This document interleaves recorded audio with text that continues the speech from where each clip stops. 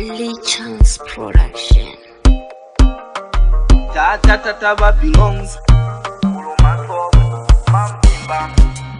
ikabuka sinkanzira ayo kaidenja gigs money ikapu Legends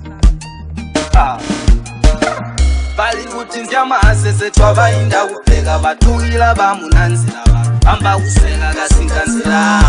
eyiyere kumpela yabashira yabo studio bamba kupeka balikuti zyamasese twabainda kupeka batuhila bamunanzira bamba kuseka kasinkanzira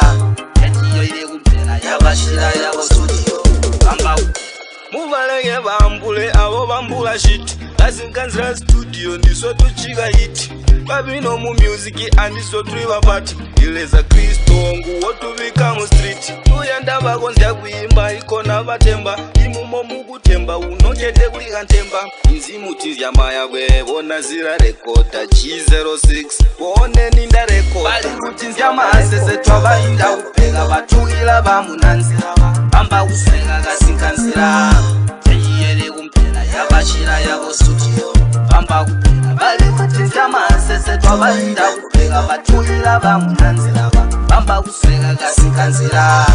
eyiyere kumpela yabashira yabo studio bamba ndichisikeke banditire chimodo ibamwe bantu bayandisya zya musindo ibalimbuli chimviye uwulirya tuzyakakasya music makajatire babondo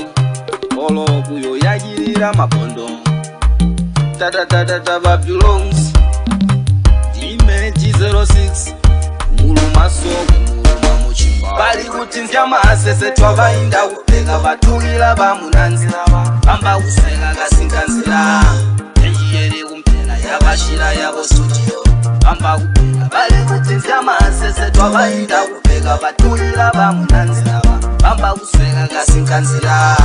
eyiyere kumpela yabashira yabo studio bamba muvalenge bambule abo bambula shit kasinkanzira studio ndiso tuchika hit babino mu music andiso tuliva pati ileza Kristo nguwo tubika mu street tuyanda bakonzya kuimba ikona batemba imumo mukutemba unokete kulika ntemba inzimuti zyamaya bwe bona zira rekoda G-06 twabainda kupeka batuhila bamunanzira bamba kuseka kasinkanzira eyiyere kumpela yabashira yabo studio bamba kupeka balikuti zyamasese twabainda kupeka batuhila bamunanzira bamba kuseka kasinkanzira eyiyere kumpela yabashira yabo studio bamba